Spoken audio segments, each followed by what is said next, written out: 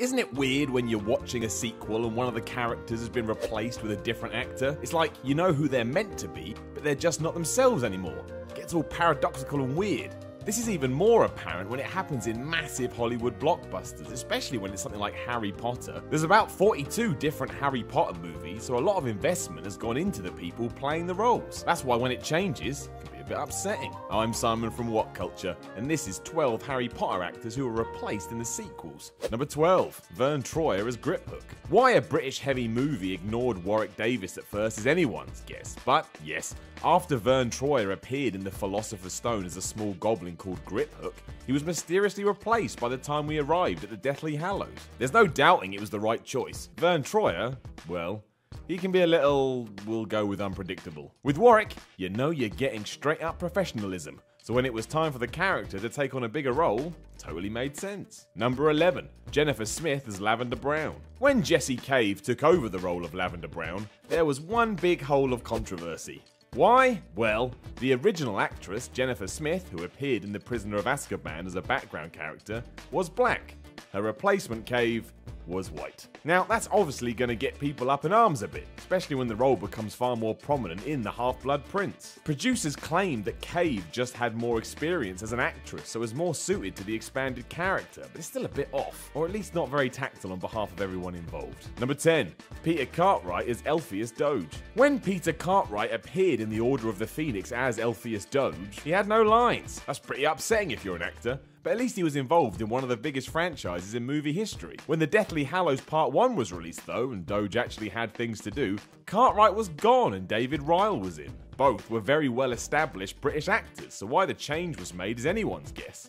All seems very pleasant though, so at least that's something. Number 9, Emily Dale as Katie Bell. Emily Dale, who had appeared in the first 2 Harry Potter films as Katie Bell, was moved to one side in The Half-Blood Prince because producers were more keen on Georgina Leondinis. She was the more experienced of the two, so bringing her in was a way to give the role more weight and hopefully a better performance. It must hurt though, you're so close to living your dream, and it's stolen away from you. Like Harry's wand. Number 8, Derek Deadman as Tom the Innkeeper. The problem with having 45,908 sequels is that if you decide to change one of the characters, you may need to have a rethink when it comes to casting.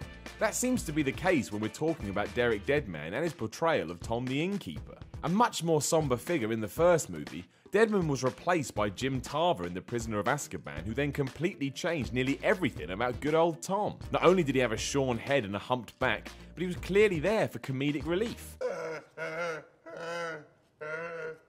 Number 7, Elizabeth Spriggs as the Fat Lady. I always love it when a role has a specific physical trait in the description. We need a fat person. Alrighty then. In the world of Harry Potter, the Fat Lady is a portrait in the entrance to the Gryffindor Common Room who makes her first appearance in The Philosopher's Stone. Here, she's played by Elizabeth Briggs, a classically trained actress. 3 years later, she'd been replaced. Given that Dawn French took over, it's understandable to a point, especially as the idea was to make the character more humorous. That's just Dawn's shtick. Number 6, Scott Fern as Marcus Flint. Scott Fern is like a thorn in Harry Potter's side. Starting off as Marcus Flint in The Philosopher's Stone, he got booted out and replaced for the Chamber of Secrets when Jamie Yeats took over. And when I say booted, I don't mean booted at all, because Fern would return as Adrian Pusey, so a completely different person, and we're just supposed to sit there and pretend that's alright. Number 5, Nina Young as Helena Ravenclaw. In the first Harry Potter film, Hogwarts resident ghost the Grey Lady, or Helena Ravenclaw, is just hanging around for a few moments. She doesn't do much, you don't really even have to care, but she was played by Nina Young. When we got to the final chapter though, this role was actually quite significant, so Nina wasn't asked back and actress Kelly MacDonald was brought in instead. That still has to feel a bit like a diss, especially given that Young was still a qualified performer and had appearances in Tomorrow Never Dies and Sliding Doors to her name. Number 4, Genevieve Gaunt as Pansy Parkinson. Ever wanted to know the inspiration for Hogwarts villain Pansy Parkinson?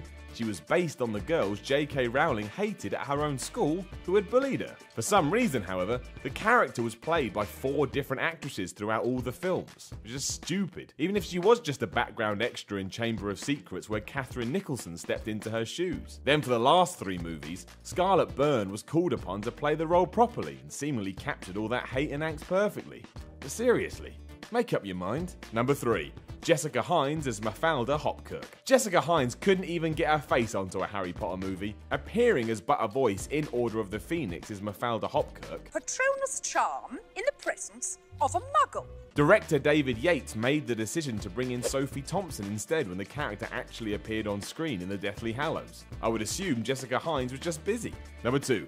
Richard Harris as Professor Dumbledore. Richard Harris made Professor Dumbledore his own, understanding what was required and just being a damn good actor to begin with. He shone in the first 2 Harry Potter movies. This is especially fascinating as he was never going to take on the role. He only did so after his granddaughter said she'd never talk to him again if he didn't. It's quite the threat. Sadly, Harris died 2 weeks before the Chamber of Secrets premiered, meaning there was no choice but to recast him. Michael Gambon stepped up and did a great job too. It was never the same. Number 1. Richard Bremer as Voldemort. You've done it. You are the bad guy in Harry Potter, a role that will probably be as iconic as Darth Vader, the Joker, and even Loki. And then when all is said and done, the only performance you got to give was some weird growth on the back of a professor's head. By the time Voldemort had gotten his body back though, the decision to get Ralph Fiennes on board had been made, and as we all know, it was the right choice. It almost didn't happen, mind. Fiennes didn't like the first 2 Harry Potter films, but somehow he was convinced.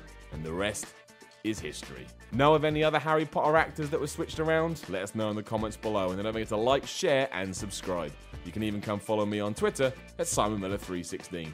I'm Simon from What Culture, and I'll chat to you again soon.